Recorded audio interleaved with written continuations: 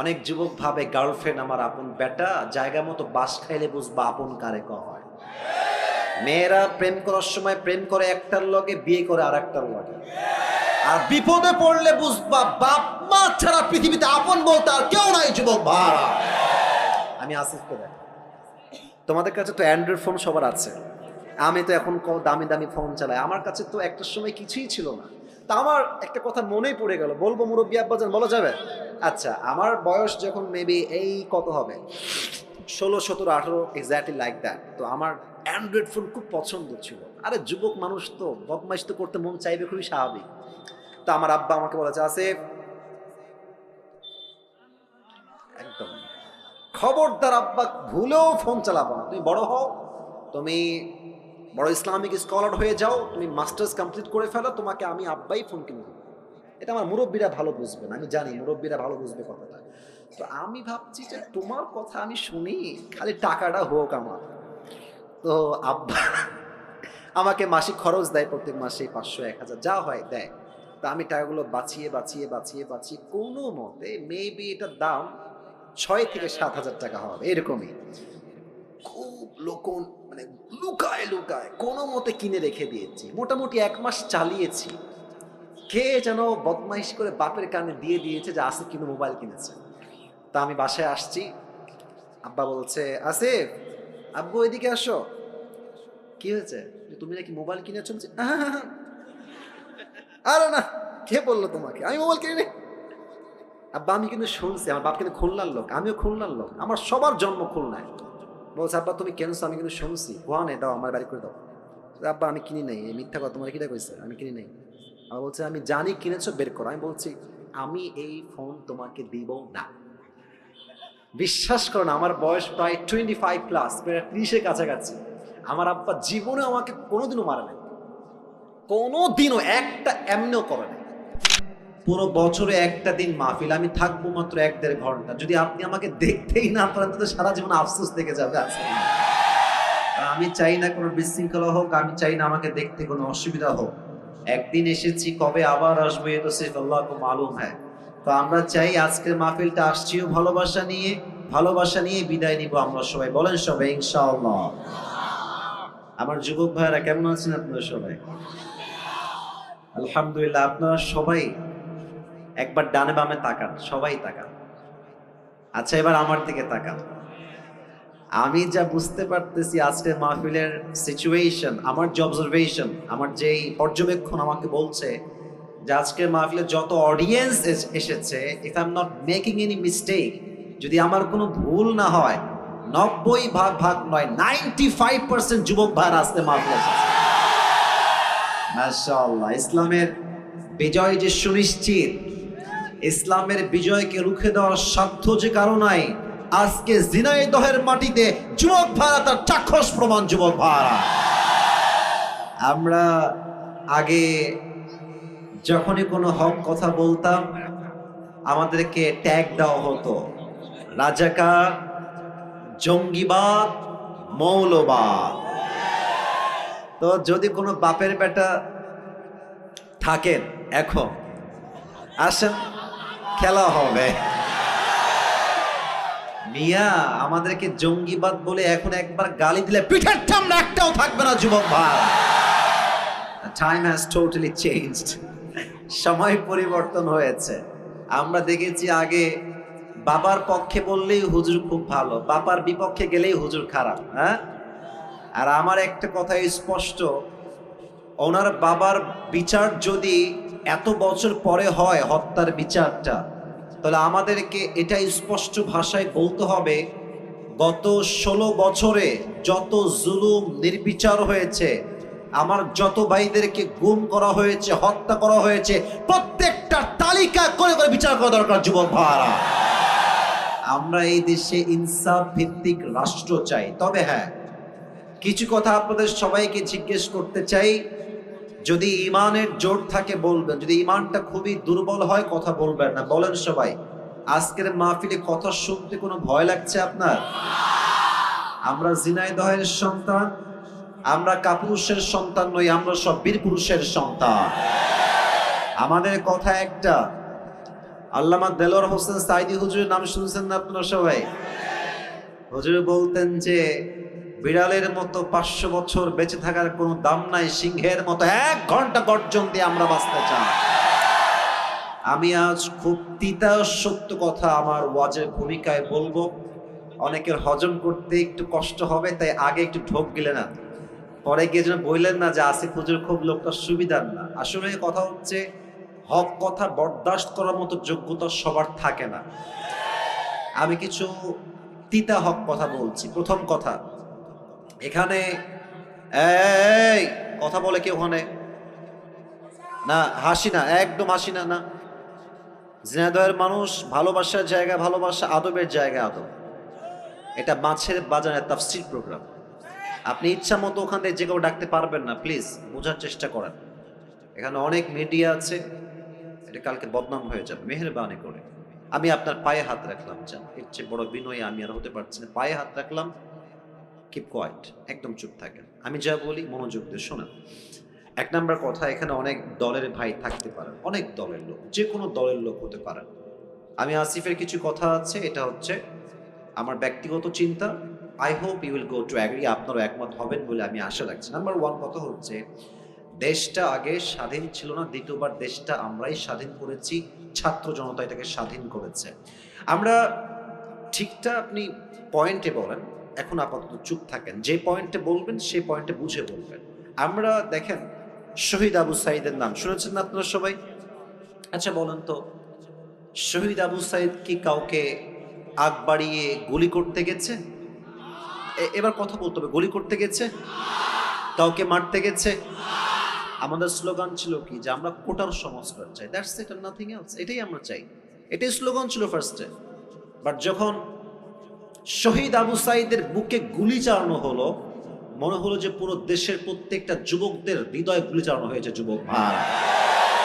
তখন ছাত্র জনতা আর ঠিক থাকতে পারে নাই, তখন স্লোগান হয়েছে একটা, না হয় শহীদ হব, না হয় শহরে থেকে আমার নামাই ছাড়বো, ঠিক কিনা বলেন?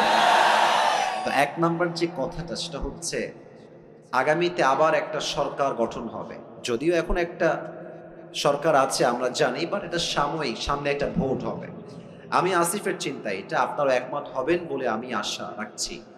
আগামীতে আমরা কোনো নারী নেতৃত্ব এই দেশে দেখতে চাই না। পেছনে কিছু ভাই ঠিক বলেন না, আপনারা কি দ্বিমত না একমত? আমরা কোনো নারীকে প্রধানমন্ত্রীর চেয়ারে দেখতে চাই না, আমরা পুরুষকে ক্ষমতায় দেখতে চাই। 1 নাম্বার কথা, নারী দেখতে চাই না। 2 নাম্বার কথা হচ্ছে, পুরুষ চাই ব্যাপারটা এরকম না, পুরুষ কোনটা চাই এটা আপনাকে বুঝতে হবে। আমরা কেমন পুরুষ ক্ষমতায় দেখতে চাই? আমরা এমন একজন পুরুষকে প্রাইম মিনিস্টার হিসেবে দেখতে চাই, যিনি প্রধানমন্ত্রীও হবেন এবং তার যোগ্যতা হবে এতটা হাইলি কোয়ালিফাইড, তিনি একই টাইমে প্রধানমন্ত্রীও হবেন এবং তার যোগ্যতা হবে এতটা হাইলি কোয়ালিফাইড যে তিনি একই টাইমে প্রধানমন্ত্রীর চেয়ার থেকে লিডও করবেন, আবার জাতীয় মসজিদ বাইতুল মুকাররমে দাঁড়িয়ে জুমার খুতবা দেওয়ার যোগ্যতাও রাখবেন। আপনারা কি দ্বিমত না একমত? 3 নাম্বার কথা, এটা বলেই আমি আমার এই কথার টার্মসটা শেষ করে ফেলছি। 3 নাম্বার কথা, শুধু নেতৃত্বের চেয়ারে বসলেই হবে না। ইসলাম যেই বিধানকে প্রতিষ্ঠিত করতে বলেছে সেটাকে প্রতিষ্ঠিত করতে হবে। বাতিল পক্ষ তো রাগ করবেই। আমাদের পাশের দেশ ভারত আমাদের সবচেয়ে বড় শত্রু দেশ, যুবক ভাই। আচ্ছা, এদের যে সাংবাদিকগুলো আছে, এসবগুলো হকার মনে হয় আমার কাছে। একটা আছে দেখবা, বাংলাদেশ আর থাকবে না, একে দেখলে মনে হয় যে এই বেটা গুলিস্তানে আন্ডারপ্যান্ট বিক্রি করলে বেশি মানাবে, যুবক ভাই। আর একে দেখে কেমন যেন আমার হিজড়া মনে হয়।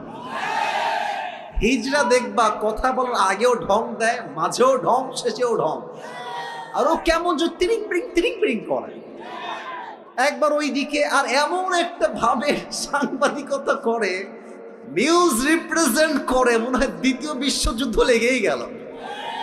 আর কি বলছে, আমি আজকে অভিমান করেছি, আমি কোনো কথা বলবো না। বেটা, বাংলাদেশে তোর বাপের সম্পদ নাকি রে বেটা? এটা হাজার মায়ের ইজ্জতের বিনিময়ে দেশটা আমরা স্বাধীন করেছি ঝিনাইদহের মায়েরা। চট্টগ্রাম নেই বা হ্যাঁ, মামুর বাড়ির আবদার। হ্যাঁ, এই দেশের 1 ইঞ্চি মাটি আমার কলিজার টুকরা মাটি যুবক ভাড়া। এই দেশের 1 ইঞ্চি মাটি ভারতের ডালের কাছে ছাড়া হবে না, ঠিক কিনা বলে? 3 নাম্বার কথা, আল্লাহর হুকুমকে এই জমিনে, আল্লাহর রাজকে এই জমিনে কায়েম করতে হবে। কেমনে করবেন?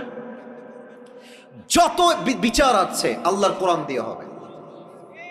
কথা একমত না দ্বিমত? আচ্ছা, আমি ছোট্ট একটা এক্সাম্পল দেই, যেহেতু কথা শুরু হয়ে গেছে, কথা না বললে তো পেটের ভাত হজম হবে না আমাদের। আচ্ছা ভাই, আপনি একটু দাঁড়ান তো। না, ধমক দিব না, ধমক দিব না। ভাইজান, আপনার নাম কি?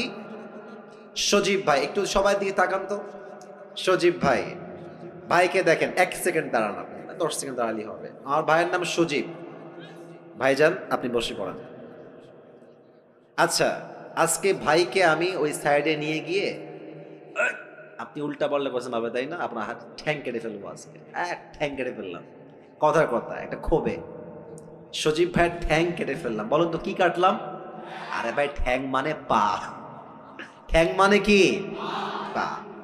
তো কালকে আমাকে জেলখানায় দেওয়া হলো। ঝিনাইদহের যেই বিচারের কাঠগড়া জেলা আদালত, আমার বিরুদ্ধে সিদ্ধান্ত নেওয়া হলো বিচার অনুযায়ী আমাদের যে সিস্টেম আছে সেই হিসেবে, যে আসিফ হুজুর ঝিনাইদহের কালীগঞ্জের একজন যুবক, তার নাম হচ্ছে সজীব, তার পা কেটে ফেলেছে। এখন আমাদের দেশের যেই তথাকথিত নিয়ম আছে সেই অনুযায়ী আমাকে দণ্ড দেওয়া হলো, যে আসিফ হুজুরের 1 লাখ টাকা জরিমানা দেওয়া হলো আর 1 বছরের জেল। For an example, it is just an example and nothing else, just উদাহরণ দিচ্ছি। 1 বছরের জেল আর কয় লাখ টাকা জরিমানা? আরে ভাই সবাই বলেন, সবাই, কয় লাখ টাকা জরিমানা? 1 লাখ। আচ্ছা, কোনো একটা জিনিসের ওজন ঠিক আছে কিনা এটার জন্য আমরা একটা জিনিস দিয়ে মাপ দিই, এটার নাম কি? পাল্লা। কথা না বললে কারে ওয়াজ করি? কি পাল্লা? দাড়ি পাল্লা। তো মিজানকে আপনি নেন, দাড়ি পাল্লাকে ওঠান, ডান পা, ওর যে পাটা আমি কেটেছি ওর পাটা আপনি দাড়ি পাল্লার ডান দিকে দেন। আর আমাকে যে 1 লাখ টাকা জরিমানা করা হয়েছে, 1 লাখ টাকা নেন আর 1 বছরের জেল বাম দাড়ি পাল্লায় রাখেন। তাহলে এদিকে সজীবের ডান পা আর এদিকে আমি আসিফ হুজুরের 1 লাখ টাকা আর 1 বছরের জেল। টান দেন তো, সমান সমান হবে? সমান সমান হবে? হবে না। আচ্ছা, আপনি আরো বাড়ায় দেন, জরিমানা আপনি দেন 2 লাখ টাকা আর এদিকে আপনি দেন মনে করেন যে আরো 2 বছরের জেল। সমান সমান হবে? যদি কোরআন দিয়ে রাজ কায়েম হয়, কোরআন কি বলছে? চোখের বদলে চোখ, নাকের বদলে নাক, কানের বদলে কান, ঠোঁটের বদলে ঠোঁট, ঠ্যাঙের বদলে ঠ্যাং, জানের বদলে জান। ওর ঠ্যাং জানি কেটে ফেলেছি, ওর ঠ্যাংটা ডান পাল্লায় দেন আর আমার ঠ্যাংটাও কেটে ফেলেন, বাম পাল্লায় দেন, টান দেন, দেখবেন সমান সমান হয়ে গেছে। তাহলে এই দেশে যদি আপনি ইসলামের রাজ কায়েম করেন, কোরআনের রাজ কায়েম করেন, পুরো দেশটাই সোনার দেশ হয়ে যাবে। আমার 2 বছর আগে আল্লাহ তাআলা আমাকে উমরাহ করার একটা সুযোগ দিয়েছেন, আলহামদুলিল্লাহ। আমি নবীজির রওজায় গিয়েছি, মক্কায় গিয়েছি, মদিনা আমি ভিজিট করেছি। তা আমার এখনো মনে আছে, মদিনায় যখন আমি গেলাম ফর দ্য ফার্স্ট টাইম, তখন বাজে রাত 2টা বা 3টা। আমি এয়ারপোর্টে ল্যান্ড করেই মদিনায় চলে আসছি, নবীজির রওজার সামনে। এই সোনামণি, বসো বসো বসো। এ নতুন নাকি রে? এখনো যাইতেছে? বস রে, বসো। না না না, যাও, যাবে না, বসো। ওয়াশরুম সব পরে হবে, বসো। ওকে ধরে বসো। না না না, এত সোজা? বাড়ি কোথায় রে? বাড়ি কোনে ভাই? বসো ভাই, ওনে বসো ভাই, ওনে যাওয়া যাবে না ভাই, বসো। সবাই একটা কাশি দেন। কি সাহস রে, তাফসীর শুরু করলাম না উঠে যাচ্ছে রে।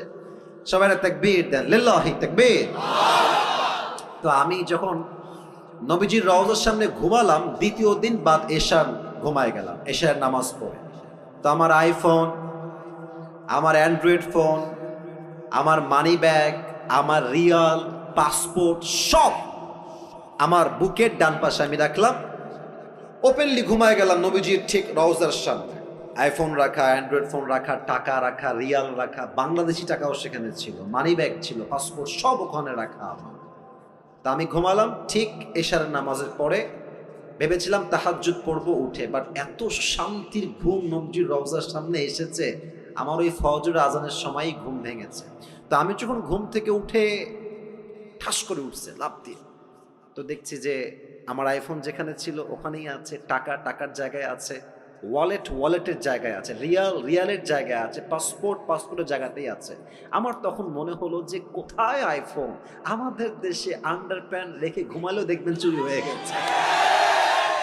তো সৌদি আরবে আল্লাহর কোরআনের সব আইন কায়েম হয় নাই, কিছুটা আইন কায়েম হয়েছে। সৌদি আরবে এই নিয়ম আছে, ওয়াসারিকু ওয়াসারিকাতু ফাকতাউ আইদিয়াহুমা জাযাআন বিমা কাসাবা নাকালাম মিনাল্লাহ। যদি কেউ চুরি করে ফেলে সঙ্গে সঙ্গে cut down his right hand, হাত কেটে ফেলো। এই জন্য সৌদিতে অন্য পৃথিবীর প্রত্যেকটা দেশের চাইতে চুরির সংখ্যা কম, শান্তি বেশি যুবক ভাইরা, ঠিক কিনা বলো? কয়েকটা আইন দিয়ে যদি দেশটা এত শান্তি হয়ে যায় কোরআন আইন দিয়ে, আমার তো বিশ্বাস যদি আগামীকাল এই দেশটা কোরআন দিয়ে চলতে শুরু হয়ে যায়, পুরো দেশের প্রত্যেকটা ইঞ্চি ইঞ্চি মাটি কোরআনের মাটি হয়ে যাবে জিনাদার ভাইরা। আল্লাহ এই দেশটা আমাদের সবাইকে দেখার তৌফিক দান করে পড়া আমি না, জোরে বলুন সবাই আমি। আচ্ছা, আপনাদের বউ আছে কার কার একটু হাত তুলুন তো। আচ্ছা আচ্ছা আচ্ছা, হাত নামান, হাত নামান। আপনাদের বউ নাই, খুব কষ্টে আছেন কারা, একটু হাত তোলা। আচ্ছা, আপনাদের কারো বউ নাই? এ আমি বিশ্বাস করি না, মিথ্যা না সত্যি? আরে আব্বা বোঝে না রে, ছেলের বিয়ের বয়স হয়ে গেছে। আমার মনে হয় যে এবার শীতকাল যুবকদেরকে বিয়ে দিয়ে একমাত্র শীত দূর করা সম্ভব হবে যুবক ভাই। আমার আব্বা জানদেরকে পায়ে হাত রেখে বলছি, আব্বা জান, আপনি যদি আপনার ছেলেকে সঠিক সময়ে বিয়ে না দেন, আপনার ছেলে যত ঘাটে পানি খাবে প্রত্যেকটার দায়ভার কিয়ামতে আপনাকে বহন করতে হবে আব্বা জান। আব্বা জানকে বলে কোনো লাভ নাই গো, সব দোষ বেশিরভাগ মেয়েদের যুবক ভাই। তুমি মেয়েকে বিয়ে করবা, মেয়ে বলবে যে টাকা আছে, সরকারি চাকরি আছে তোমার। আর কিছু কিছু মেয়ে তো সরকারি চাকরি পাইলে টাকলার সঙ্গে বিয়ের পিড়িতে বসে যায়। আর পেশা হিসাব কুছে মেরে দোস্ত, এখনকার মেয়েদের কাছে চরিত্রের চাইতে টাকাটা বেশি ম্যাটার করে যুবক ভাই।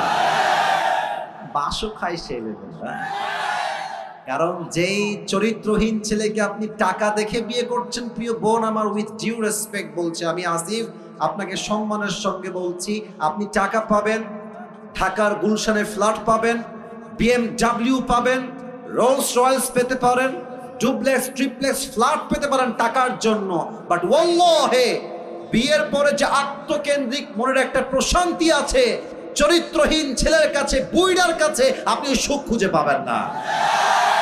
আল্লাহ প্রত্যেকটা বোনদেরকে বোঝার তৌফিক দান করুন, সকলেই মন খুলে পড়েন আমিন। একটা কোরআন নিয়ে আসতে হবে, একটা কোরআন লাগবে আমার এখানে, খুবই ফাস্ট নিয়ে আসেন। আমরা 3টে তাকবীর দিব সবাই মিলে। প্রথম তাকবীর বিবাহিত ভাইরা, দ্বিতীয় তাকবীর দিবেন আমার প্রিয় সিঙ্গেল ভাইরা। আমি দেখতে চাই হু ইজ মোর পাওয়ারফুল, কার শক্তি কত বেশি। বিবাহিত ভাইরা একটা কাশি দেন, স্লোগানে বেশি জোর পাইনি, আর একবার কাশি দেন বিবাহিত ভাইরা, দেখা যাক কারা পারে। বিবাহিত ভাইরা, it's time for the married people. বিবাহিত ভাইরা তাকবীর দেন সবাই, লিল্লাহি তাকবীর। মোটামুটি চলে, খুব বেশি একটা ভালো না। আচ্ছা, এবার সিঙ্গেল ভাইরা একটা কাশি দাও, ওরে বাবা রে। এবার দেখা যাক কে পারে। বিবাহিত ভাইরা চুপ থাকবেন, সিঙ্গেলদের পালা এবার, লিল্লাহি তাকবীর। বিবাহিত ভাইরা, আই এম সো সরি, আমাকে আপনারা মাফ করে দিবেন, আজকে আমার সিঙ্গেল ভাইরা জিতে গেছে, ঠিক আছে কিনা বলো? আচ্ছা, শেষ তাকবীর দিয়ে মূল ওয়াজের বিষয়ে ফিরে যাব। আমার সবাই মিলে এবার দিবেন, এমন জোরে দিবেন যে আমি আসিফ আমার সবাইকে নিয়ে স্টেজ ভেঙে নিচে পড়ে যাব। সবাই একটা কাশি দেন। লিল্লাহি তাকবীর। ডান হাত লাগবে, একদম গায়ের জোর সমস্ত ঈমান দিয়ে এক করে বলবেন লিল্লাহি তাকবীর। আল কোরআনের আলো, আল হাদিসের আলো, কোরআন হাদিস যেখানে, আলেম ওলামা যেখানে, ঝিনাইদহবাসী যেখানে, কালীগঞ্জবাসী যেখানে, আল্লাহ কবুল করুক। আমিন। আমি আপনাদের জন্য আজকে একটা गिफ्ट নিয়ে আসছি, নেবেন? हादिया। ये हर किसी को मिलने वाला नहीं है, ये नसीब की बात है, सिर्फ एक इंसान को ये मिलेगा, যে কোনো একজন। এটা আমার একটা টুপি আমি নিয়ে আসছি, এটা আমি যে কোনো একজন যুবককে হাদিয়া দিব। এই কল টুপি কিন্তু আজহারিও পড়ে, একটু ভাব দিলাম একটু বেশি করে যেন তোমরা আগ্রহী হও। হ্যাঁ, তো এই টুপিটা যে পেতে চান এখন থেকে মনোযোগ বাড়ায় দেন। শর্ত একটা, আমি আসিফ কোরআন থেকে হাদিস থেকে যে বিষয়ে আলোচনা পেশ করব, যদি শেষে গিয়েও কেউ সেই কথাগুলো পয়েন্ট টু পয়েন্ট আমাকে মুখস্থ বলতে পারে, কারণ ওয়াজটা পুরোটা পয়েন্ট ভিত্তিক হবে, 1 2 3 4 5 6 7 এই টাইপের হবে। তো যদি কেউ 7টা পয়েন্ট মুখস্থ করতে পারে, তাকে আমি আসিফ শেষে গিয়ে এই টুপিটা পুরস্কার হিসেবে পরিধান করাই দিব। রাজি আছেন তো সবাই? ইনশাআল্লাহ। আমার ওয়াজ কিন্তু আধা ঘন্টা অলরেডি হয়ে গেছে, বলেন সবাই ইনশাআল্লাহ। শেষ তাকবীর দেন। এই ডানে বারবার সাউন্ড পাচ্ছে, এদিকে সব ঠিকঠাক, আমি আর সাউন্ড ডান থেকে চাচ্ছি না। আচ্ছা সবাই এটা তাকবীর দেন, লিল্লাহি তাকবীর। আজ আলোচনার সেন্ট্রাল থিম বা সাবজেক্ট ম্যাটার হচ্ছে how can we get closer to আল্লাহ সুবহানাহু ওয়া তাআলা। আমরা রবের নিকটবর্তী কাছের বান্দা হব কেমনে, রবের সবচেয়ে প্রিয় বান্দা হতে চাই আমরা কেমনে, কেমনে হব? আমি সবাইকে প্রশ্ন করে উত্তর দেন সবাই। আল্লাহর প্রিয় বান্দা আমরা সবাই হতে চাই কি চাই না? আপনার জবাব বলবে আপনি আসলেই চান কি চান না। বলেন সবাই চাই কি চাই না? বলেন তো সবাই আমাকে জবান খুলে আমাদের রব, আমাদের রব, আমাদের সত্তা একজন, আওয়াজ দিয়ে বলেন সবাই, তিনি কে? আল্লাহ আমার রব। বলেন সবাই আল্লাহ আমার রব। দমে দমে তনু মনে তারি অনুভব, তোমার দুনিয়াতে আমি যেদিকে তাকাই, অথই নিয়ামতে ডুবে আছি সবাই।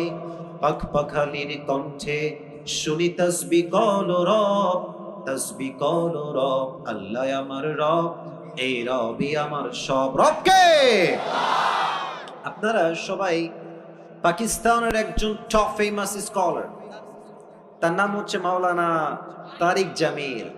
অনেকে আপনারা দেখেছেন, তাকে আপনারা শুনেছেন।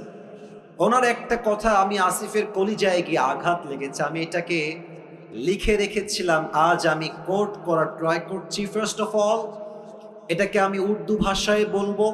ভাই লোকের জায়গা এমনিতেই নাই, ওখানে এসে আবার ঠাসি করলে হবে? জায়গা নাই তো ভাই, দাঁড়ায় থাকতে পারলে দাঁড়ায় থাকেন, নয় আবার গ্যাদারিং হবে। মেহেরবানি করে সবাই আমার চোখে চোখ রাখেন। মাওলানা তারিক জামিল হচ্ছে একজন top famous scholar, is from Pakistan. উনি রবকে পাওয়ার ব্যাপারে ছোট্ট একটা বাক্য বলেছেন। আমি জাস্ট সেই বাক্যটা প্রথমে উর্দুতে কোট করছি, then I will translate in Bangla, and then আমি বাংলায় তর্জমা করব। মাওলানা তারিক জামিল বলেন, जिसे अल्लाह मिला और दुनिया में उसे कुछ भी ना मिला, फिर भी उसे सब कुछ मिला, और जिसे दुनिया में अल्लाह ना मिला और सब कुछ उसे मिल गया, फिर भी हकीकत में उसे कुछ भी ना मिला। जे अल्लाह के पेलो और दुनियार किछुई से पेलो ना, তবুও যেন সে সবই পেল। আর যে আল্লাহকে পেল না, দুনিয়াতে টাকা পয়সা বাড়ি গাড়ি স্ট্যাটাস মর্যাদা সব পেল, বাট আল্লাহ না মিলা তো কুছ ভি না মিলা। আল্লাহকে যে পায় নাই, দর হাকিকত বাস্তবে সে কিছুই অর্জন করতে পারে নাই। ঠিক কিনা বলেন? আল্লাহ তাআলা বলেন, ওয়াল্লাযীনা জাহাদু ফীনা লানাহদিয়ান্নাহুম সুবুলানা। সূরাতুল আনকাবুতের সর্বশেষ আয়াত 21 নম্বর পারা 3 নম্বর পৃষ্ঠায় আল্লাহ তাআলা বলছেন, যেই বান্দা আমি আল্লাহ রাব্বুল আলামিনকে পাওয়ার জন্য চেষ্টা করে, যেই বান্দা আমাকে পাওয়ার জন্য এক রাস্তা দিয়ে দৌড়ায়, আমি আল্লাহ রাব্বুল আলামিন আমাকে পাওয়ার জন্য তার জন্য অসংখ্য অগণিত রাস্তা খুলে দেই। কোন সুবহানাল্লাহ। আল্লাহ নিজেই আপনার জন্য রাস্তা খুলে দিবে। এটার জন্য আমরা আজ 7টা আমলকে কোরআন থেকে হাদিস থেকে হাইলাইট করব। বলেন সবাই কয়টা? একটু জোরে বলেন ভাইরা, বলেন সবাই কয়টা? 7টা। আমি শুরু করছি 1 থেকে। 1 নাম্বার, এখানে কি আছে? হৃদয়। বলেন সবাই এটার নাম কি? প্রথম শর্ত, আল্লাহকে পেতে চান, প্রথম শর্ত এটাকে পরিষ্কার করতে হবে। Clean your heart. قد أفلح من زكاها. Indeed, the successful one is who purifies his heart. আল্লাহর কাছে সবচেয়ে সফল বান্দা হচ্ছে সেই বান্দা যে বান্দা তার আত্মাকে পরিশুদ্ধ করেছে। সুবহানাল্লাহ পড়বেন না সবাই? একটা প্রশ্ন করছি সবাইকে, হয়তো উত্তর সঠিক পাবো আমার আশা আছে। প্রশ্ন আগে বোঝেন, কনসেপ্ট বোঝেন। একজন মানুষ যিনি কোনো নবী নন, সবার চোখ আমার দিকে, মাশাআল্লাহ, অ্যাপ্রিশিয়েট, সবাই আমার দিকে আবার ভালো করে তাকান। একজন লোক যিনি কোনো নবী নন, বাট তার নসিহত, তার ইনস্ট্রাকশন, তার গাইডলাইন, তার উপদেশ তার সন্তানের প্রতি আল্লাহ তাআলার এতটা পছন্দ হয়েছে যে তার নামেই আল্লাহ তাআলা কোরআনে একটা সূরা নাজিল করেছে। ব্যক্তিটার নাম কি কে বলতে পারে? লোকমান। বলেন সবাই নাম কি? লোকমান হাকিম। লোকমান হাকিমকে তার মালিক একদিন ডাক দিয়ে বলছে, লোকমান এদিকে আসো, তোমার ব্যাপারে আমি শুনেছি, আমাকে একজন এসে বলেছে যে লোকমান অনেক মেধাবী, অনেক জ্ঞানী, তার উইজডম, তার মেধা অসাধারণ। তো তোমাকে একটা কাজ দিচ্ছি, কাজটা আমাকে করে দাও। বলছে কি কাজ? বলছে কাজটা হচ্ছে তুমি এখন এখান থেকে যাবা, একটা বকরি জবাই করবা এবং বকরি জবাই করে বকরির সবচাইতে পবিত্রতম অংশ কেটে আমার কাছে নিয়ে আসবা। বলছে ঠিক আছে মালিক, যা বলবেন তাই করতে আমি প্রস্তুত আছি। এবার লোকমান মালিকের হুকুম শুনে বের হয়ে গিয়েছে, একটা ছাগল ধরেছে, ছাগল ধরে তাকে জবাই করেছে এবং ছাগলের সবচেয়ে পবিত্র অংশ কলিজা কেটে নিয়ে আসছে। বলেন সবাই কি কেটে এনেছে? বলছে মালিক এই নেন ছাগলের সবচেয়ে পবিত্রতম অংশ। মালিক বলছে ওয়াও, মাশাআল্লাহ, you have done amazing, it is appreciated, তুমি যা করেছো ঠিক করেছো, বাট আর একটা কাজ দিচ্ছি, আবার যাও, ওয়াজবাশাতান, একটা ছাগল জবাই করো, ওয়াখরিজ মিনহা আখবাসা মুযগাতাইন, এবার ছাগলের পবিত্র অংশ নয় অপবিত্র অংশ কেটে নিয়ে আসো। লোকমান আবার গেছে, জবাই করেছে, আবারও সেই কলিজাই কেটে এনেছে। বলছে মালিক এই নেন ছাগলের সবচেয়ে নাপাক অপবিত্র অংশ। মালিক বলছে ছি ছি, তোমাকে ভেবেছিলাম তুমি অনেক বুদ্ধিমান, তোমার মাথায় ঘিলু আছে, বুদ্ধি আছে, তুমি তো বোকার ঘরের বোকা লোকমান। মালিক কেন আমি বোকা? বলছে তোমাকে বললাম সবচেয়ে পবিত্র অংশ আনো, তাও আনলা কলিজা। বললাম সবচাইতে নাপাক অংশ আনো, তাও আনলা কলিজা। একই অংশ, একই কলিজা, একই টাইমে পবিত্র, আবার একই টাইমে অপবিত্র কেমনে হয় লোকমান? তুমি তো বোকার ঘরের বোকা। লোকমান ডাক দিয়ে বলছে মালিক আমার, আমি কি বোকা না চালাক, দ্যাটস এ ডিফারেন্ট ম্যাটার, এটা ভিন্ন বিষয়। তবে সত্য কথা হলো প্রত্যেকটা প্রাণীর দেহে একটা ছোট্ট গোস্তের টুকরা আছে। এই গোস্তের টুকরা পবিত্র হলে পুরো দেহটাই পবিত্র হয়, আর এই গোস্তের টুকরা নাপাক হয়ে গেলে পুরো দেহটাই নষ্ট হয়ে যায়।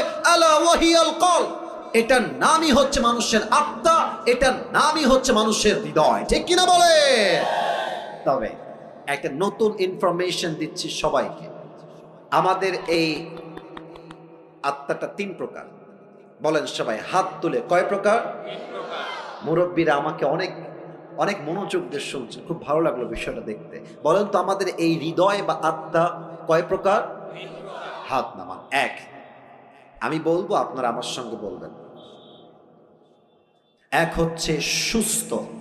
এক নাম্বার, এই বামের সাউন্ড নাই কেন ভাইয়ারা? এক নাম্বার সুস্থ। দেখেন আপনারটা কোনটা হয়, একটু মিলায় না। এক হচ্ছে সুস্থ, দুই হচ্ছে অসুস্থ, দুই কি? তিন হচ্ছে মৃত। সুস্থ আত্মাকে ফালইয়াউমা লা ইয়ানফাউ মালু ওয়ালা বানুন ইল্লা মান নাতাল্লাহা বিকলবিন সালিম। সুস্থ আত্মা সেই আত্মা যেই হৃদয়ে হিংসা নাই, বিদ্বেষ নাই। কিয়ামতের কঠিন দিনে মানুষের ধন, ওয়েলথ, স্ট্যাটাস, টাকা পয়সা, গাড়ি বাড়ি, নাথিং উইল ওয়ার্ক দেয়ার, কোনো কিছুই কাজে আসবে না। ইল্লা মান নাতাল্লাহা বিকলবিন সালিম, যার আত্মা পরিশুদ্ধ হবে আল্লাহ তাকে নিজেই জান্নাতের ঘোষণা দিবে। সুবহানাল্লাহ পড়েন। This is called healthy heart, সুস্থ হৃদয়, অ্যাক্টিভ হৃদয়, সুস্থ আত্মা। নাম্বার টু, এটা বুঝতে গেলে আপনাকে একটা এক্সাম্পল দেওয়া লাগবে। আচ্ছা, আমরা যে আজকে বসে আছি, আজকে কয় তারিখ? কথা বলো সবাই, আজকে কয় তারিখ? আচ্ছা, আর একটা উত্তর সবাই জানেন, সবাই জানেন, এটা 2023 সাল না 24 সাল? আচ্ছা, আপনাদের ঝিনাইদহে মেডিকেল আছে না? আরে ভাই কথা না বললে তো ওয়াজ হয় না। মেডিকেল আছে না? হসপিটাল আছে না? ক্লিনিক আছে না? ডাক্তারের চেম্বার আছে না? আচ্ছা, আপনাদের সবাইকে আজ আমি নিয়ে যেতে চাই 100 years ago back, 100 বছর আগে, 1924 সাল। কত বছর আগে? 100 বছর আগে। ভাবেন তো, 100 বছর আগে এখন যে মেডিকেল আছে, কলেজ আছে, হসপিটাল আছে, আগে কি এরকম মেডিকেল কলেজ হসপিটাল ছিল যুবক ভাইয়েরা? না। তখন কি ছিল আমার মুরব্বীরা ভালো বুঝবেন। তখন ছিল কবিরাজ, কিংবা আমরা এটাকে বলি ওঝা। কবিরাজ কিংবা ওঝা। তো মনে করেন যে একজন যুবককে সাপে কেটেছে, এখন সেই যুবকটা কবিরাজের কাছে আসছে, এসে বলছে স্যার আমাকে সাপে দংশন করেছে। এখন তখন তো কোনো মেশিন ছিল না যে কোন সাপ কি বিষ চেক করবে কেমনে। তো ওঝা এটাকে বোঝার জন্য, কেমনে বোঝায় এটা আপনাকে, আচ্ছা আমি টুপিটাই নিলাম, যান একটা বাটি নিতেন, বাটিতে মরিচ বাটতেন, লবণ বাটতেন, মরিচ এক পাশে লবণ এক পাশে, বলতো এই এদিকে আসো, বলো তোমার জিহ্বাটা বের করো।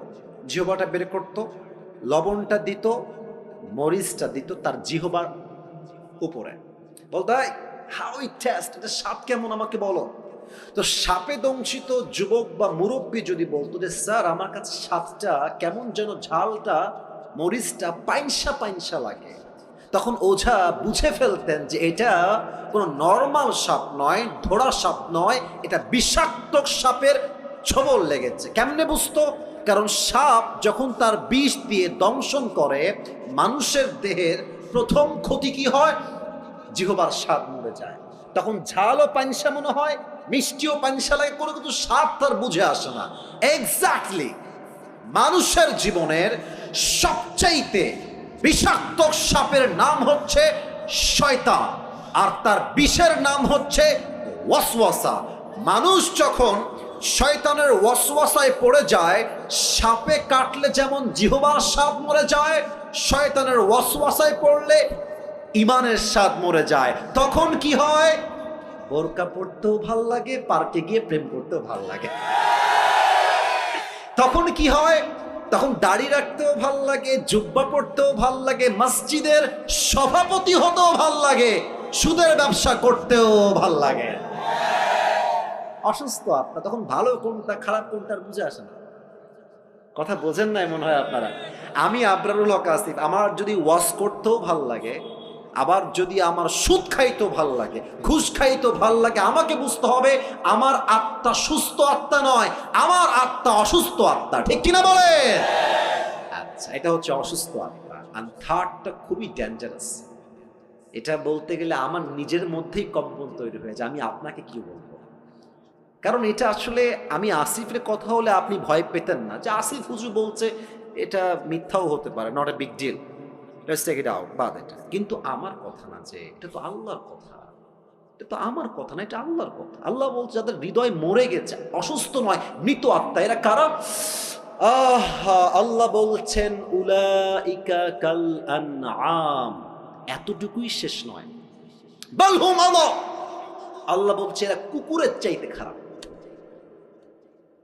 আপনি আমি কুকুরের চাইতে খারাপ, আল্লাহ বলছে। আচ্ছা বলেন এবার, এই পৃথিবীতে সবচেয়ে সৃষ্টির সেরা জীব কারা? আমি শুনি না, বলেন সবাই কারা? আমরা হলাম আশরাফুল মাখলুকাত, বেস্ট অফ দ্য বেস্ট। সেরার সেরা হচ্ছে মানুষ। আবার এই মানুষকেই আল্লাহ তাআলা বললেন তোমরা কুকুরের চাইতে খারাপ। এই ব্যাখ্যাটা আমার তাফসীরটা প্রথমে বুঝে আসে নাই। তো আমি সেই দিন ঢাকায় যাচ্ছিলাম, আমার ঢাকায় একটা কাজ ছিল জরুরি।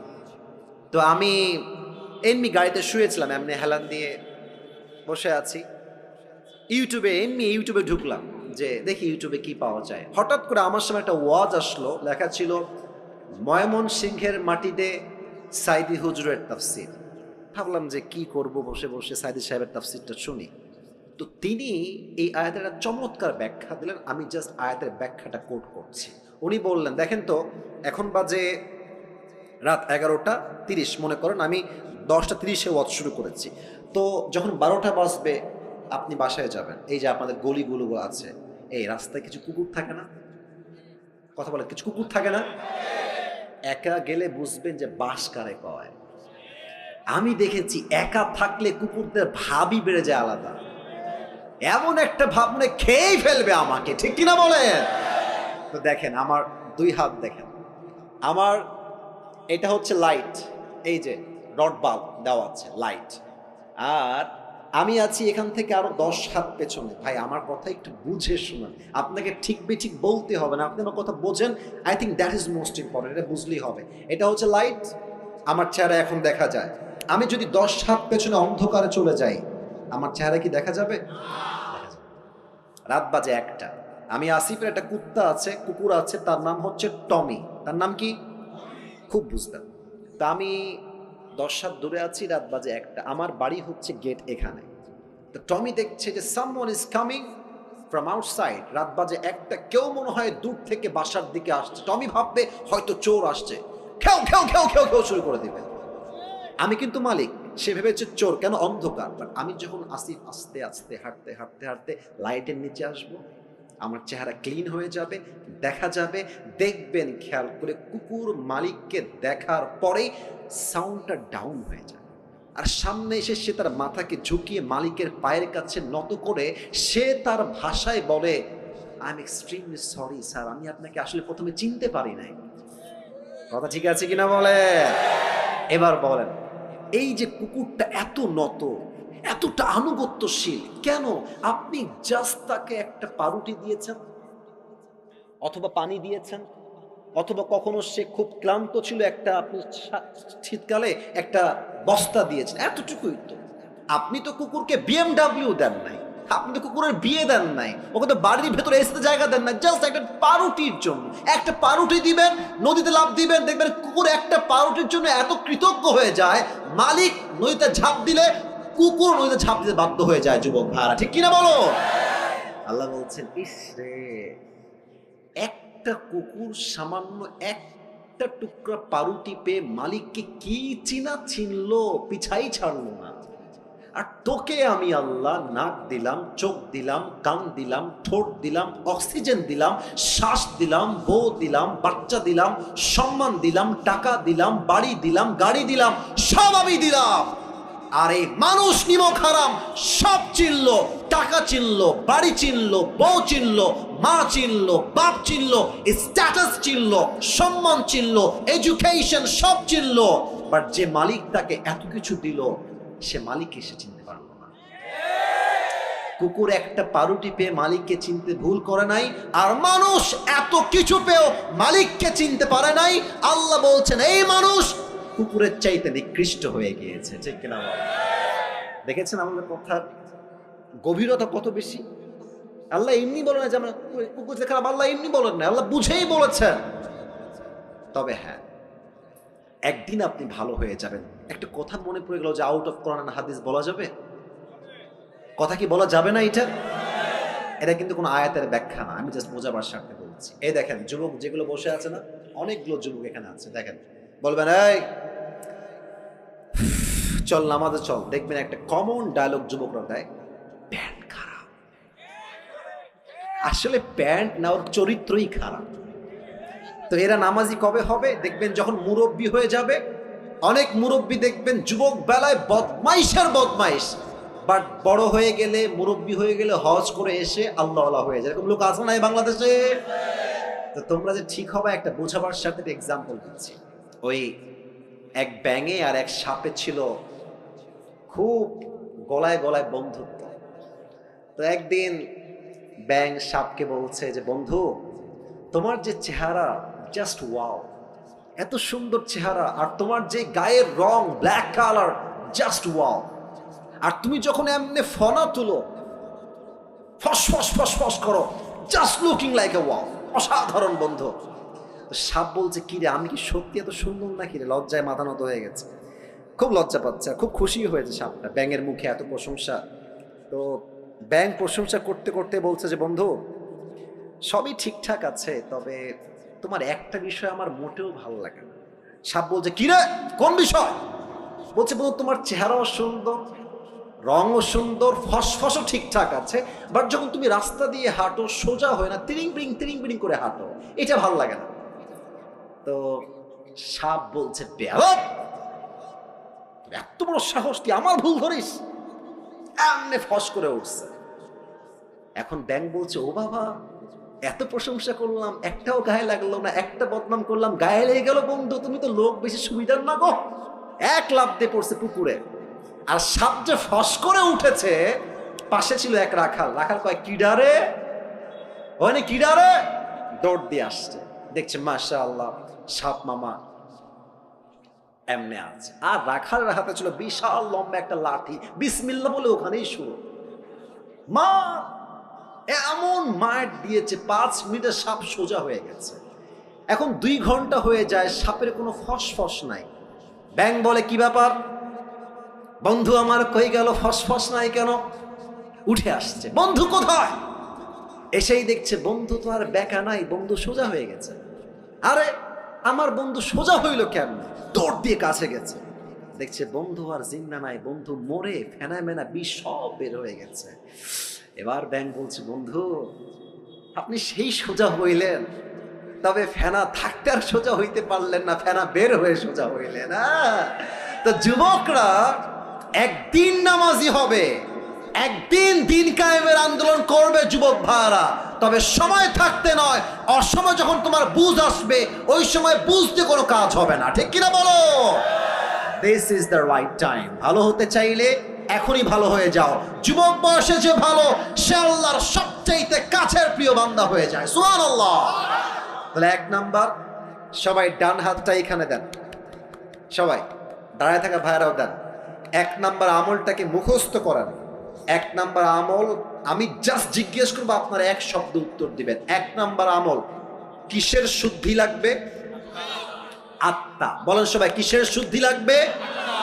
1 নাম্বার কি কথা বোঝা গেছে নাকি যায় নাই? এবার হাত নামা। আরো যে 6টা আছে, রাত যে প্রায় 11:30 বেজেই গেল, ওয়াজ কি আর করা যাবে না? আপনারা কি 12টার পরে ওয়াজ শুনবেন না ইনশাআল্লাহ আজকে? আরে কিসের 12টা, আমার তো 1.5 ঘন্টা, আমার বিশ্বাস না। আমার বিশ্বাস যদি আজকে সারা রাতও মাহফিল হয়, প্রত্যেকটা যুবক মুরব্বী ওয়াজ শেষ করে ফজরের নামাজটা পড়ে তারপরে ঘুমাবে যুবক ভাড়া, ঠিক কিনা বলো? 1 নাম্বার আত্মার পরিশুদ্ধি। 2 নাম্বার বড় মারাত্মক, এটা যে বুঝবে সে অনেক কিছু বুঝে যাবে। 2 নাম্বার হচ্ছে আল্লাহ রসুলের ভালোবাসা লাগবে। আল্লাহ রসুলের ভালোবাসা যার মাঝে নাই, তাকে দিয়ে কোনোদিনও আল্লাহকে পাওয়া সম্ভব নয়। মনে করেন আমার একটা ছেলে আছে, তার নাম হচ্ছে তৌসিফ। কেউ তাকে একটা লাথি মারলো আমার সামনে, আমি কি তাকে আর ভালোবাসতে পারবো? কথা কোন, ভালোবাসতে পারবো? আমাকে ভালোবাসতে হলে আমার বউকে সম্মান করতে হবে, বাপ মাকে সম্মান করতে হবে, ছেলেকেও সম্মান করতে হবে। যে তাদেরকে ভালোবাসতে পারবে সেই তো আমার ভালোবাসা পাওয়ার যোগ্যতা রাখে, ঠিক কিনা বলে? নবীর ভালোবাসার এক্সাম্পল দেখেন তো, আমার মুখে এইটা লম্বা লম্বা কি, ওই যে ভাইরা কথা কয়, বলো সবাই নাম কি? আচ্ছা আপনারা সবাই আমাকে বলেন তো, দাড়ি রেখে আমাকে কি কোনোভাবেই আনস্মার্ট বা খ্যাত লাগতেছে? একদম না, রাইট। কিছু মেয়ে দেখবা যে দাড়ি দেখলে একটু চুলকায়, বলে যে এটা আমার বিয়ে করা যাবে না। দেখবা এদের দাড়িওয়ালা পছন্দ হয় না, গাঞ্জাখোর পছন্দ হয়। যুবক ভাই, তোমার হৃদয়ে নবীর ভালোবাসা আছে, তুমি স্পষ্ট ভাষায় বলবা ঝিনাইদহের সন্তান আমরা, এক কথার মানুষ আমরা, দুই কথা জবান দিয়ে বের হবে না, ঠিক কিনা বলে? তোমার কথা হবে একটা, যেই মেয়ে আমাকে নবীর সুন্নাহের দাড়ি রেখে বিয়ে করতে চায় না, স্পষ্ট ভাষায় কথা, সেই মেয়ে আমার বউ হওয়ার যোগ্যতাই রাখে না। আর যেই মেয়ে আমাকে দাড়ির জন্য বিয়ে করতে চায়, সেই মেয়ে আমার বউ হওয়ার যোগ্যতা রাখে, ঠিক কিনা বলে? বলেন তো, আমার নবীর মুখে দাড়ি ছিল কি ছিল না? আমার নবীর মতো সুন্দরী তল্লার দিল কেউ আর হতে পারে? যাদের চেয়ে সুন্দর তুমি, নবী আমার কামলিওয়ালা, দো জাহানের বাদশা তুমি, প্যারা নবী সাল্লি আলা, দো জাহানের বাদশা তুমি, প্যারা নবী সাল্লি আলা, যাদের চেয়ে সুন্দর তুমি, নবী আমার কামলিওয়ালা। সুবহানাল্লাহ পড়বেন না? 2 নাম্বার, নবীর ভালোবাসা লাগবে। 3 নাম্বার, বাপ মায়ের দোয়া লাগবে। অনেক যুবক ভাবে গার্লফ্রেন্ড আমার আপন বেটা, জায়গা মতো বাস খাইলে বুঝবা আপন কারে হয়। মেয়েরা প্রেম করার সময় প্রেম করে একটার লগে, বিয়ে করে আর একটার লগে, আর বিপদে পড়লে বুঝবা বাপ মা ছাড়া পৃথিবীতে আপন বলতে আর কেউ নাই। যুবক ভাই, আমি আসিফকে দেখ, তোমাদের কাছে তো অ্যান্ড্রয়েড ফোন সবার আছে, আমি তো এখন দামি দামি ফোন চালাই। আমার কাছে তো একটা সময় কিছুই ছিল না। তা আমার একটা কথা মনেই পড়ে গেল, বলবো মুরব্বী আব্বাজান, বলা যাবে? আচ্ছা, আমার বয়স যখন মেবি এই কত হবে, 16, 17, 18, এক্স্যাক্টলি লাইক দ্যাট। তো আমার অ্যান্ড্রয়েড ফোন খুব পছন্দ ছিল। আরে যুবক মানুষ তো, বদমাইশ তো করতে মন চাইবে, খুবই স্বাভাবিক। তো আমার আব্বা আমাকে বলেছে, আসিফ, একদম খবরদার আব্বা, ভুলেও ফোন চালাবো না, তুমি বড় হও, তুমি বড় ইসলামিক স্কলার হয়ে যাও, তুমি মাস্টার্স কমপ্লিট করে ফেলো, তোমাকে আমি আব্বাই ফোন কিনে দেবো। এটা আমার মুরব্বীরা ভালো বুঝবেন, আমি জানি মুরব্বীরা ভালো বুঝবে কথাটা। তো আমি ভাবছি যে তোমার কথা আমি শুনি, খালি টাকাটা হোক আমার। তো আব্বা আমাকে মাসিক খরচ দেয়, প্রত্যেক মাসে 500, 1000 যা হয় দেয়। তা আমি টাকাগুলো বাঁচিয়ে বাঁচিয়ে বাঁচিয়ে বাঁচিয়ে কোনো মতে মেবি এটার দাম 6 থেকে 7 হাজার টাকা হবে, এরকমই। খুব লোকন মানে লুকায় লুকায় কোনো মতে কিনে রেখে দিয়েছি, মোটামুটি 1 মাস চালিয়েছি। কে যেন বদমাইশ করে বাপের কানে দিয়ে দিয়েছে যে আসিফ কিন্তু মোবাইল কিনেছে। তা আমি বাসায় আসছি, আব্বা বলছে, আসিফ, আব্বু এদিকে আসো। কি হয়েছে? তুমি নাকি মোবাইল কিনেছো? আরে না, কে বললো তোমাকে আমি মোবাইল কিনি? আব্বা আমি কিন্তু শুনছি, আমার বাপ কিন্তু খুলনার লোক, আমিও খুলনার লোক, আমার সবার জন্ম খুলনায়। বলছে, আব্বা তুমি কেনছো? আমি কিন্তু শুনছি। কোয়ানে দাও, আমার বাড়ি করে দাও। আব্বা আমি কিনি নাই, এই মিথ্যা কথা, তোমার কিটা কইছে? আমি কিনি নাই। আবার বলছে, আমি জানি কিনেছো, বের করো। আমি বলছি, আমি এই ফোন তোমাকে দিব না। বিশ্বাস করো না, আমার বয়স প্রায় 25+, প্রায় 30-এর কাছাকাছি। আমার আব্বা জীবনে আমাকে কোনোদিনও মারে নাই, কোনোদিনও একটা এমনেও করে নাই। এমনে করে না, এমনে করে নাই। আব্বা বলছে, আব্বা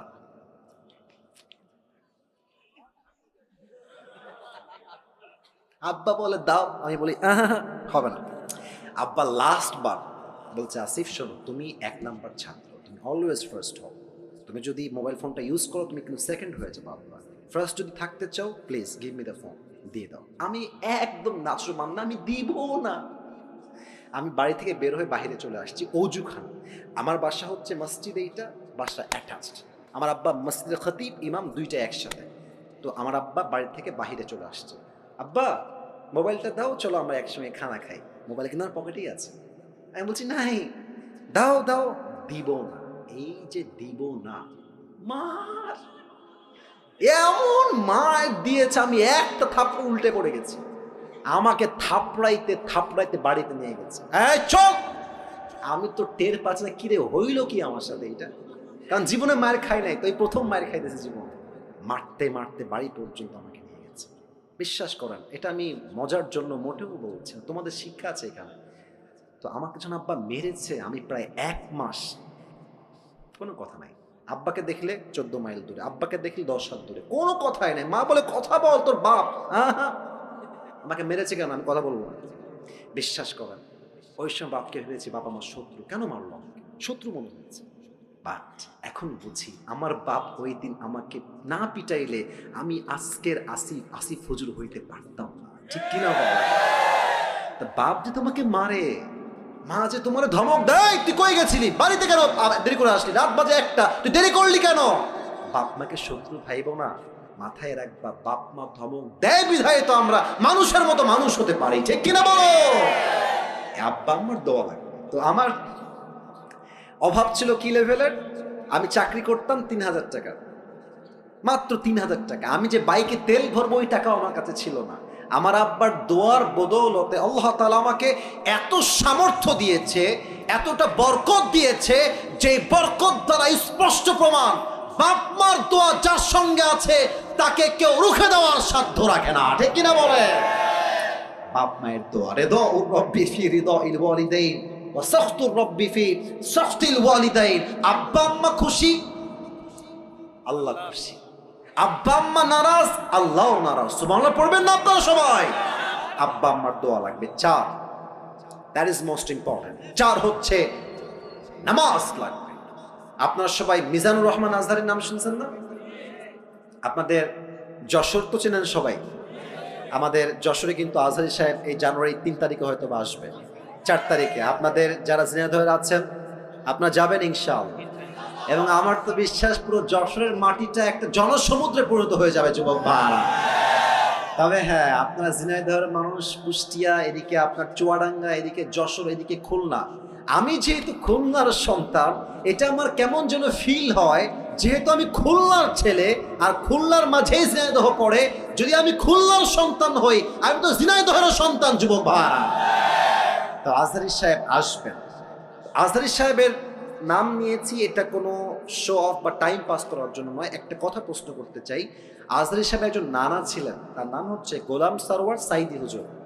দেখছেন না আপনারা? কেউ কেউ দেখেছেন? দেখবেন যে ওনার চাপ দাড়ি আর চশমা, গোল, এত সুন্দর চেহারা। উনি একটা কথা প্রায় বলতেন, নামাজ নাই যার ঈমান নাই তার। নামাজ নাই যার, মুসলমান হিসেবে পরিচয় দেওয়ার কোন অধিকার তার নাই যুবক ভাইরা, ঠিক কিনা বলো? বলেন তো আমাদের ইসলামের দ্বিতীয় খলিফার নাম কি? ওমরে ফারুক। এবার বলেন সবাই, ইসলামের দ্বিতীয় খলিফার নাম কি? ওমরে ফারুক। ছোট্ট একটা হাদিস বলছি, কেউ ডান বাম হয়ে উঠে যাবেন না, আপনারা স্টিল বসে আছেন। এটাই প্রমাণ ঝিনাইদহের মানুষ আমরা কোরআনকে কলিজার থেকে ভালোবাসি, ঠিক কিনা বলে? ওমরের কাছে একজন যুবক আসছে, তার নাম হচ্ছে আবু লু'লু আল মাজুসি। এসেই বলছে, ওমর তোমার কাছে একটা অভিযোগ আছে, বিশাল লম্বা অভিযোগ আমার। ওমর ডাক দিয়ে বলছে, যুবক ভাই তোমার কি অভিযোগ, তুমি আমাকে বলো, তোমার নাম কি?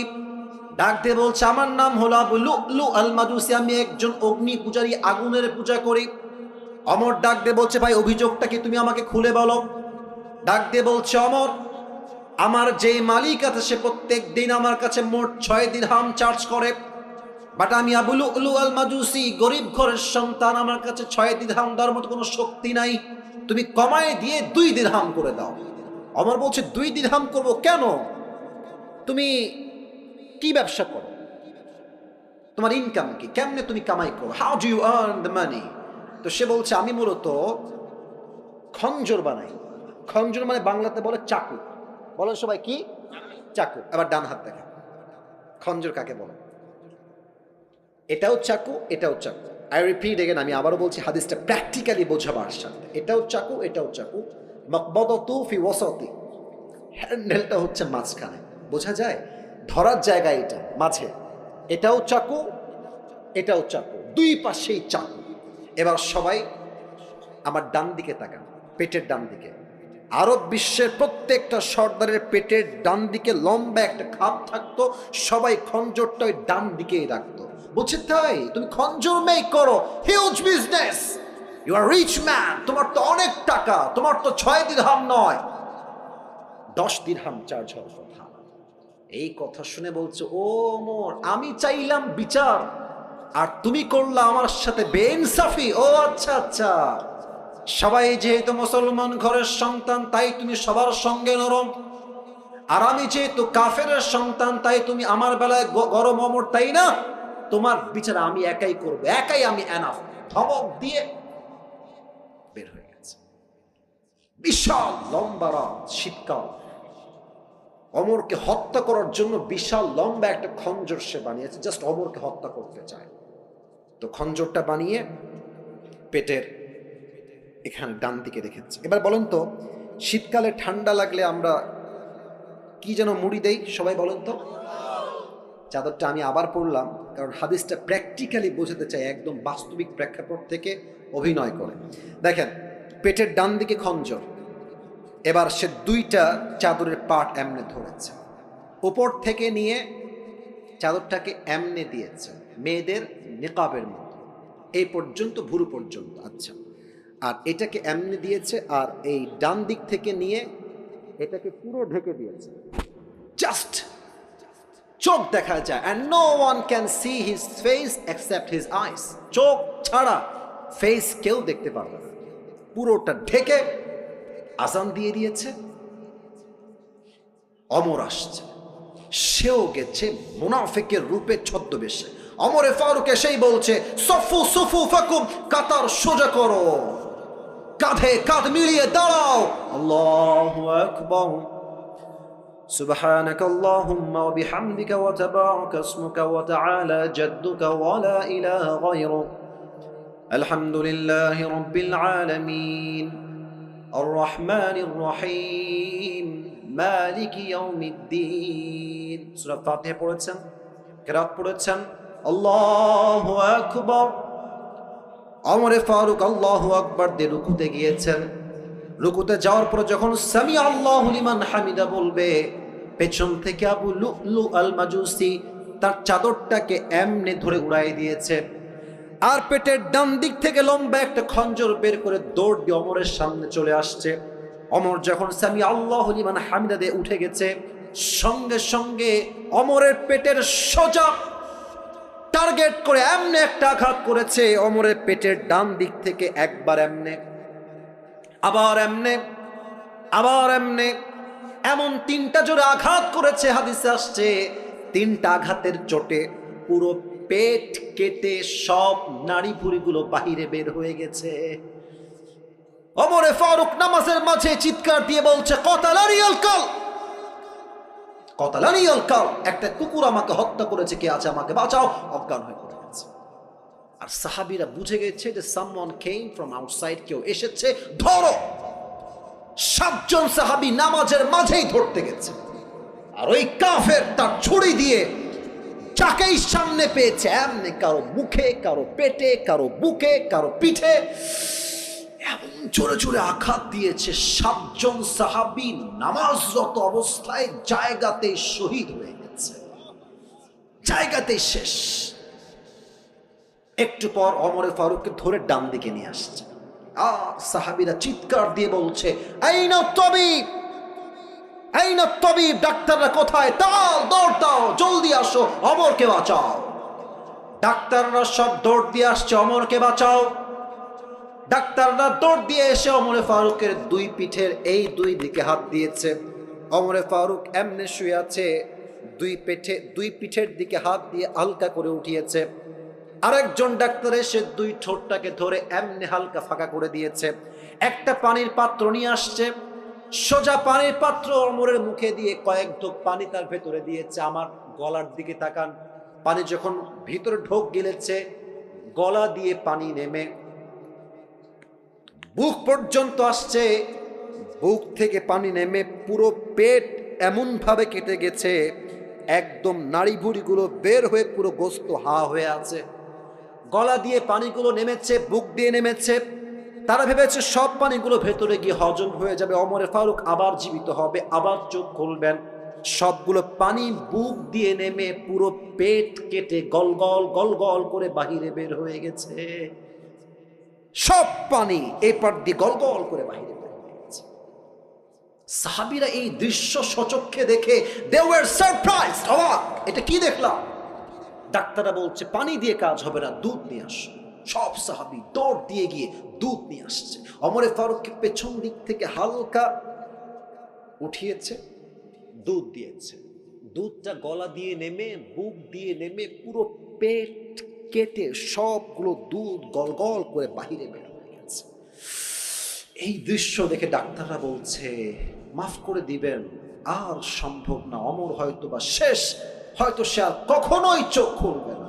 সাহাবীদের চোখে পানি আর আটকায় না, সব সাহাবীরা কান্না করছে। হঠাৎ করে এক সাহাবী দূর থেকে দেখছে ওমর ফারুক তার চোখটা সাডেনলি হঠাৎ করে, it's a very little bit, খুবই হালকা, ছোট্ট করে খুলেছে। এই চোখটা দেখে ওই দূর থেকে সাহাবী দৌড় দিয়েছে, ইয়া ওমর, মালাকা ইয়া ওমর, মালাকা ইয়া ওমর, হে ওমর আপনার কি হয়েছে, আপনার কি দরকার আমাকে বলেন। ওমর ফারুক কথা বলছেন না, বলছেন তোমার ঠোঁট না কানটা আমার ঠোঁটের কাছে নিয়ে আসো। ওই সাহাবী দৌড় দিয়ে কানটা ওমরের ঠোঁটের কাছে নিয়েছে। আর সে ভাবছে হয়তো আমাকে শেষ কথা বলবে, এই সাহাবী খবরদার আমার রাজ্য দেখে রেখো, বউ দেখে রেখো, সন্তান দেখে রেখো। হি ওয়াজ থিংকিং লাইক দ্যাট। তার চিন্তাই ছিল এইটা যে ওমর আমাকে শেষ কথা এটাই ওসিয়ত করবে। যখনই কান বাড়িয়েছে ওমরের মুখের কাছে, ওমরে ফারুক প্রথম কথা, কোনো খবর আমার দরকার নাই, আমাকে জাস্ট একটা খবর দাও। আসাল্লান নাস, আসাল্লান নাস, এই সাহাবী আমার কোন রাজ্যের খবর লাগবে না, বউবাদ বাচ্চাবাদ, চোখ আছে দেখে না, হৃদয় আছে ভাবে না, এদের চরিত্র কেমন, তাদের মান কেমন, আল্লাহ বলছেন এরা হচ্ছে কুকুরের চাইতে খারাপ। আমি বলবো এই যুবক বলো তো আল্লাহ কুকুরের চাইতে খারাপ কেন বললেন? বলবেন হুজুর কুকুর তো একটা পারুটে পেয়ে মালিককে চিনতে ভুল করে নাই, আর মানুষকে আল্লাহ এত নিয়ামত দিয়েছে, মানুষ তার মালিককে চিনতে পারে নাই, এই মানুষ কুকুরের চাইতে বেশি খারাপ হয়ে গিয়েছে, ঠিক কিনা বলেন? এক নাম্বার আত্মার পরিশুদ্ধি, দুই নাম্বার যে আল্লাহকে পেতে চায় তার কি লাগবে? নবীর ভালোবাসা। বলেন সবাই কার ভালোবাসা? তিন নাম্বার যেই বান্দা আল্লাহকে পেতে চায় তার জীবনে আব্বা আম্মার দোয়ার দরকার, বলেন সবাই আছে না নাই? চার নাম্বার যেই বান্দা আল্লাহকে পেতে চায় তার জীবনে নামাজের দরকার, সবাই বলেন আছে না নাই? এবার বলেন তো নামাজের কথা বলতে একটা হাদিস বলেছিলাম in a very shortcut way. Umar Farooq যখন মারা যাবেন শেষ মুহূর্তে উনি বলেছিলেন যে তোমরা আমার ধন সম্পত্তি সন্তান সন্ততি বউ সহ সবাইকে দেখে রেখো।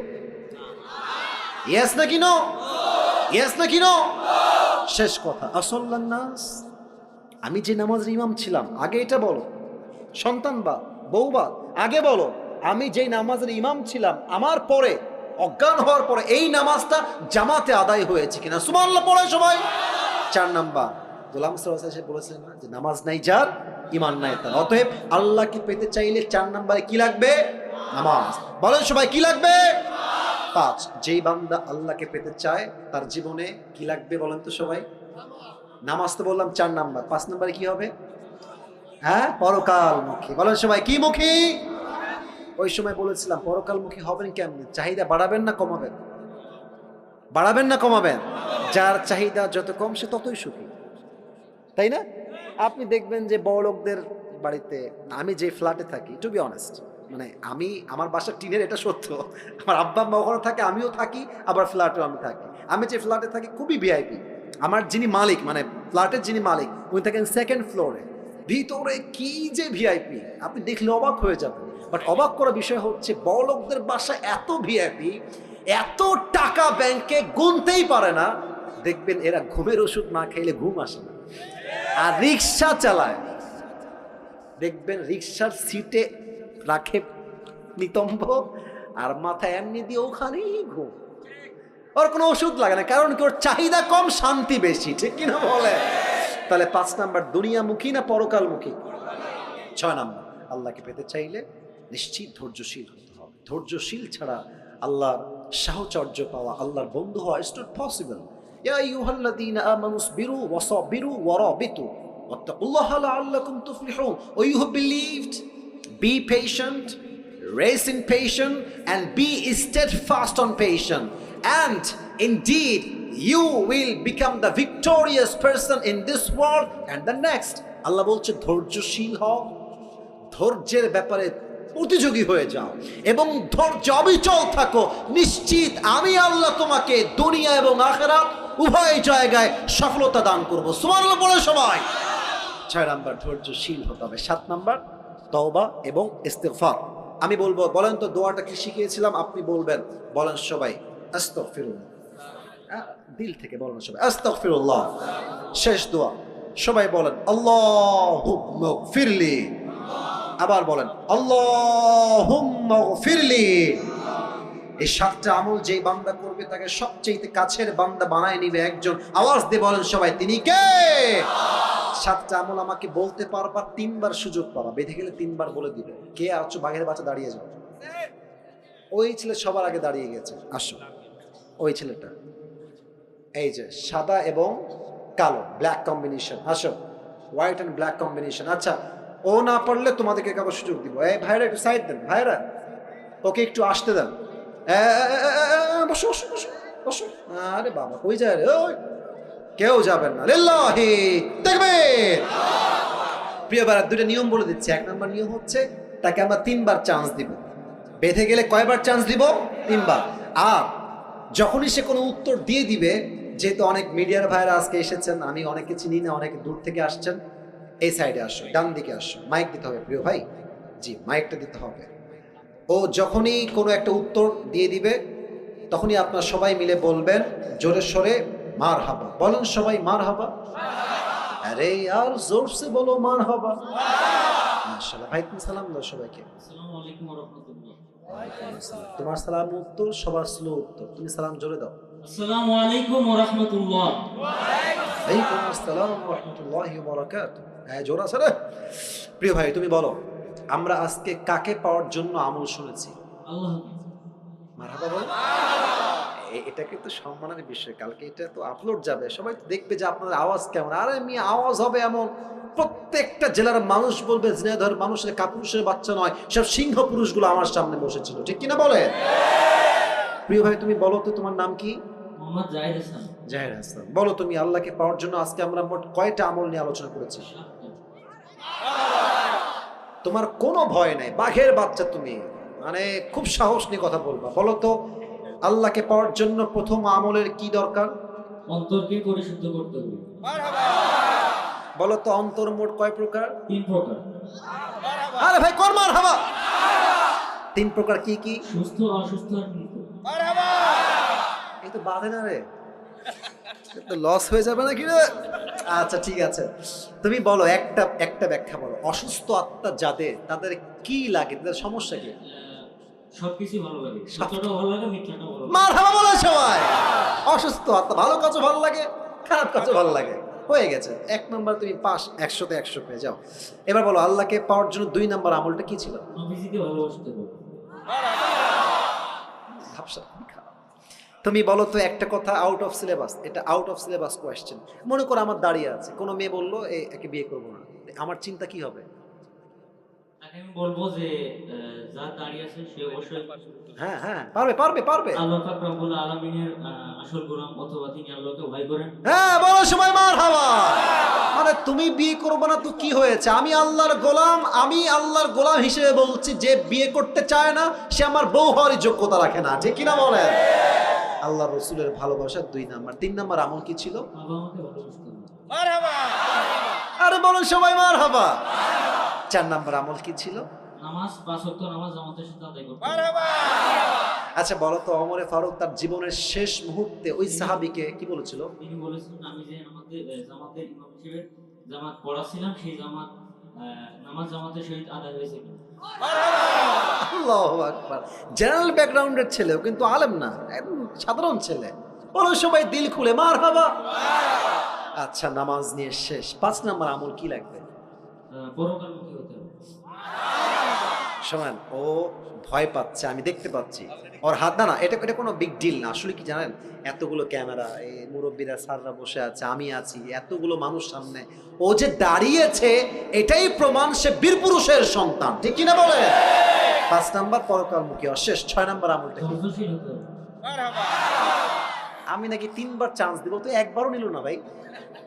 আচ্ছা আমি তো বোকা সেজে গেলাম। আচ্ছা এবার তুমি 7 নাম্বার আমলটা, 2টা দোয়া খুবই সংক্ষেপ শব্দে শিখিয়েছি, দোয়াগুলো বলতে পারবা? আস্তাগফিরুল্লাহ, আর একটা হচ্ছে আল্লাহুম্মা গফিরলি। আরে মারহাবা, আল্লাহু আকবার। দিল খুলে তাকবীর দেন, লিল্লাহি তাকবীর। একটাও বাধে নাই। দেখেন ও কিন্তু সিরিয়াল কোনো নড়চড় করে নাই। মানে আমি যেমনি যেমনি সিরিয়াল মেনটেন করেছি, আমি আগে দেখি নাই। আমি এই ওয়াজটা আরো কয়েক জায়গায় করেছিলাম, অনেক আগে করেছি, এই মাসে খুবই কম করেছি, বাট আমি দেখেছি যারা বলেছে উল্টা পাল্টা সিরিয়াল, কিন্তু ও আমি যেই সিরিয়াল মেনটেন করেছি তাতেই বলেছে, এটাই প্রমাণ ওর ব্রেইন ভালো যুবক। আর ঠিক আছে না? আমি দোয়া করি আল্লাহ তাআলা ওকে দিনের একজন দায়ী হিসেবে কবুল করুন। সকলে পড়া আমিন। তুমি কোথায় পড়াশোনা করো? কাশীঘাট মাধ্যমিক বিদ্যালয়। মাধ্যমিক বিদ্যালয়ে কিসে পড়ো তুমি? ক্লাস 10-এ পড়ো। তোমার বাসা কি এখানে? মাগুরা জেলায়। মাগুরা জেলায় তোমার বাসা। আল্লাহ ওকে কবুল করুক। সকলে মন খুলে পড়া আমিন। আসো, তুমি আসো। মাশাআল্লাহ, মাশাআল্লাহ। টুপিটা আর মাথা একটু বড় আছে, তবে হয়ে যাবে। মাশাআল্লাহ। টুপি তোমার চুল কেটে নিও। বলেন সবাই মারহাবা। আল্লাহ ওকে কবুল করুন। সকলে পড়া আমিন। বসো, তুমি এখানে বসো, নিচে বসে যাও, এখানে বসে যাও। ঠিক আছে ভাই, বসে পড়ো, বসে পড়ো, বসে পড়ো। আমার কলিজাটা ঠান্ডা হয়ে গেল যে আমি এত ভালো অডিয়েন্স পেয়েছি যে পুরো ওয়াজ এক চান্সে মুখস্থ বলে দিয়েছে। আল্লাহ তাআলা সবাইকে যেন কবুল করুন। সকলে মন খুলে পড়া আমিন। এখন একটা আবদার হচ্ছে, যারা বসে আছেন এই ল্যাটা মেরে না বসে একটু যদি আদবের সঙ্গে আত্তাহিয়াতুস সুরতে বসতেন খুবই ভালো হতো। এই তো মাশাআল্লাহ, বসা শুরু হয়ে গেছে। আর যারা দাঁড়িয়ে আছেন কলজার ভাইরা, দোয়া হবে তো 3 মিনিটের জন্য, শুধু দোয়ার জন্য বসে পড়লে ভালো হবে। এই তো বসে গেছে, এই তো ভদ্র জিনাদার মানুষ ভাইরা, মাশাআল্লাহ। শুধু দোয়ার জন্য বসেন, দোয়ার পরে আমরা বিদায় নিব, দোয়ার পরে কোনো কাজ নাই। এই তো বসে গেছে, মাশাআল্লাহ, বসে পড়েন আপনারা। এই তো এরা এমনি বসে গেছে ভদ্র, শুধু দোয়ার জন্য, শুধু দোয়ার জন্য। সবাই তাকবীর দেন, লিল্লাহি তাকবীর। আল্লাহ তাআলা এই মাহফিলকে যেন আল্লাহর সন্তুষ্টির ওয়াসিলা হিসেবে কবুল এবং মঞ্জুর করে পড়ান আমিন। আমি আসিফ, প্রায় 1 ঘন্টা 40 মিনিট পার হয়ে গেছে। আমি অথবা কথায় ভুল হতে পারে, ত্রুটি হতে পারে।